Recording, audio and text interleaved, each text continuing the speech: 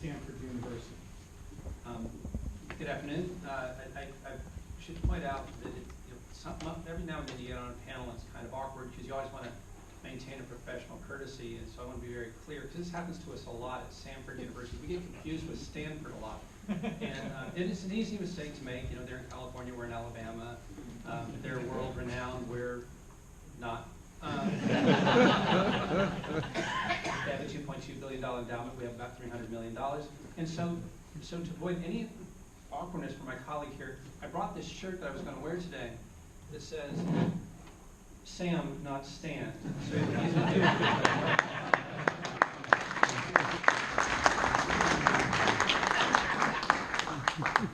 and if it helps y'all to do Stan, not Sam, we're good with that too. Probably the most material difference you're going to have is these guys actually have something to say that matters, and I don't think I really do as much. Now, yesterday I was a little intimidated because we're 5,500 students. These guys are cities by themselves, and then I realized that no, we actually have something to say because we represent a lot more physical bodies in higher education because there's a lot more of us. But when it comes to infrastructure type things, we're not nearly as sophisticated.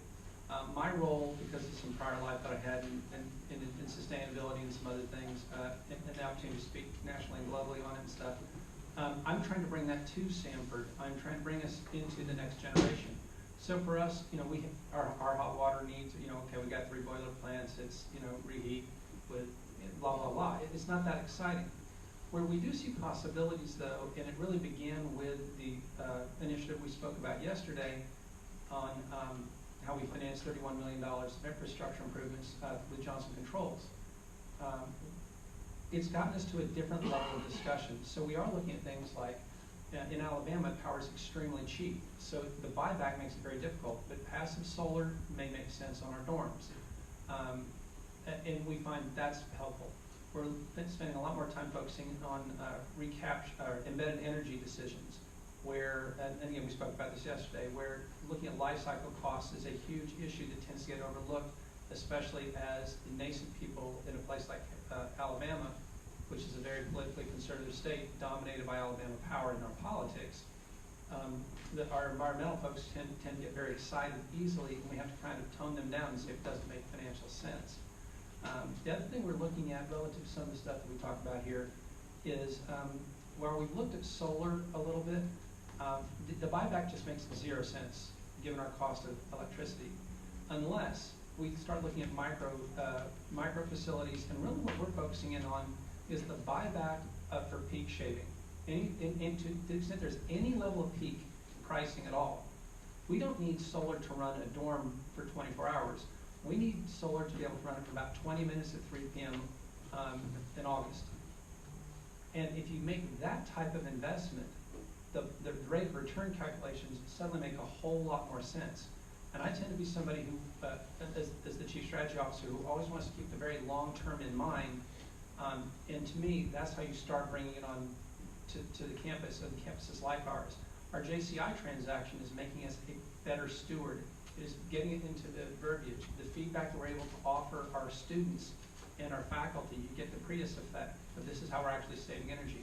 So the way we play it out is not in the sophisticated systems, and again, this book's far more interesting than I am, but it's in the mindset. That's what the level at which we're having to deal with it. And so if at any point, separate from this, if y'all would like to talk about that, I understand this, y'all care about kilowatt hours and how it's actually getting done. I'd rather just cede my time to everybody else. Stan. Thank you, and it is important. We do have schools here that are pretty much the size of Samford, not Stanford, Samford. And you're right, it does show a diversity of schools with similar problems all the way throughout. And I am thrilled that Joe can be here to explain what Stanford done with their several billion-dollar investment, but it is pretty comprehensive. And I think you're going to see there's a lot more going into strategy and the approaches that we need to customize to our individual campuses. So, Joe, please. So we'd be proud to be confused with Stanford, but do not confuse us with UC Berkeley, please. So a lot of you may know, we got rid of our natural gas cogen 50 megawatt plant. It was kind of at the end of its useful life a few years ago. And so it was a good time to look at a new energy system for the campus. And after comparing all the different systems, different kinds of turbine cogens, IC engine cogens, and so forth, we decided to move from gas to electricity as our fundamental energy for running our building heat and power and cooling. And that was enabled through the use of large heat recovery chillers or heat pumps.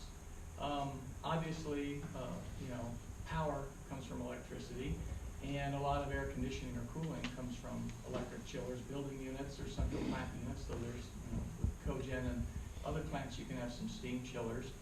And so if you, go to different kinds of electricity sources, renewables, long-term PPAs, whatever, you can kind of take care of building power and cooling with electricity. But the challenge has always been heating. How do you effectively, or is there a way to effectively provide heating and hot water to a building or collection of buildings using electricity? Because just, putting an electrode in water and heating is extremely inefficient. You don't do that. And so the answer was heat pumps, which are basically, heat recovery chillers. It's just a chiller on steroids. You put a little more electricity into the chiller, you get a little higher condenser water out. Instead of 95 going to a cooling tower, you can get 120 to heat buildings, or 150 or 60 if you have an older campus like ours, and the buildings need a little bit higher temperature with their coils and whatnot. So in essence, by going to virtually all electric campus, then we had to outsource or source our electricity for economics and sustainability. We had a 70 megawatt solar plant built in Southern California, and about 5 megawatts on a rooftop on campus. So we have a 60,000 volt transmission service to campus. We have our own substation and 12 and 4 kV distribution. And so the issue of when you have 5 megawatts now of rooftop solar, how do you integrate it in your microgrid and prevent excursions to peak and whatnot, became a challenge. But the first thing we did in trying to figure out how to design this new system was develop some software to understand how it would work, prove how it would work every hour of the year. And we developed that, used it to prove and design this new, we call it combined heating and cooling plant. And then once our board decided to go ahead and build it, we knew that this sophisticated spreadsheet we call, or Johnson Controls has educated us as model predictive control. We just call it the Central Energy Plan Optimization Model. What it does is it looks a week ahead in time to always capture a weekend, and it predicts what your building electrical, heating, and cooling loads will be for every hour of that coming week. And then it mathematically is out the optimum dispatch of your plant. So whatever thermal storage and whatever generation and cooling and heating assets you have, it'll tell you exactly mathematically what's the best way to run that over the coming week to meet those loads in the most economic process. And one of the variables in there for optimization is demand. So you're not only trying to move the kilowatt hours you draw off the grid to where they're cheapest in time, but you're trying to combine that with what demand charges are and keep a flat profile. So obviously doing all those mathematics is pretty tough for control room operators to do, much less us engineers in the office. And we couldn't expect to do that every single day, have a plant engineer do that and follow it all the day, and then also go through the excursions you might have. And so we hired Johnson Controls because they were doing our basic SCADA system, Metasys, and so we said, we've invented this new software that will do this stuff, and we'd really like to hook it in as the brain that kind of sits on top of our SCADA systems, and it will do this optimization and drive the plant like an autopilot to always optimize and minimize our electricity charges. And they were game and took on the task for us and had a lot of help. I think a professor from Purdue helped them, professors from UW, Madison, and their own engineers in Milwaukee, and they successfully translated our spreadsheet master program into an industrial platform and wired it into our plant. We've been running for 2 years with this thing on autopilot. The good news and the relevance to this discussion about that is to run that thing, you have to estimate what your background building electrical loads are, as well as your heating and cooling. And so we don't have that many dispatchable building loads. We don't have any 5 megawatt MRIs or other things that we could selectively turn on and off. It's almost all non-dispatchable for all intents and purposes. So when you predict what that pattern of hourly electrical loads will be for the next week in heating and cooling, and the model, it's called Enterprise Optimization Solution, lays out the dispatch plan for the week, It pretty much follows it, things aren't too much. It redoes it every 15 minutes, downloads the weather, reforecasts things, downloads the price predictions on the market prices. So it's constantly re-updating every 15 minutes. And so that works good, but we knew that if we put 5 megawatts of solar behind our meter on our campus, behind our substation, and also as we're doing more and more electrical cars, and we're electrifying our 80 bus fleet on campus, so we now have about, a megawatt, we're on to 3 or 4 megawatts of variable electrical charging of vehicles behind our grid, and 5 megawatts of generally predictable solar output that you just subtract from the building load and get a new load for dispatching. But when clouds or fogs or things that aren't predictable come over and you could lose a megawatt or two of solar with this variability of electric charging, how do you manage that so you don't add a megawatt or 2 or 3 to your peak? Because we got this program that lays it out good if we just follow it.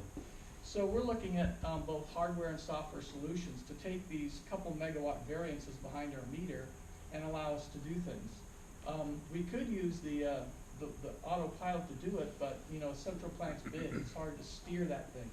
Maybe every 15 minutes we could change it dramatically, turn off our 20 megawatts of heat pumps and chillers, and go to thermal storage to accommodate that. But in the sub 15-minute range, trying to react quickly to those things is where we're at. And so we're looking at a combination of software and electricity storage. The software would sense the reduced production in the PV and reduce the flow of current into the electrical vehicle charging. That would be our dispatchable load. So we could always keep what we thought the solar generation profile was, we could always keep that and counteract it with dispatchable load so that the central plant optimization model could stay in effect and achieve its results. So that's the strategy we're taking to manage this kind of thing. Thank you. What's your normal temperature range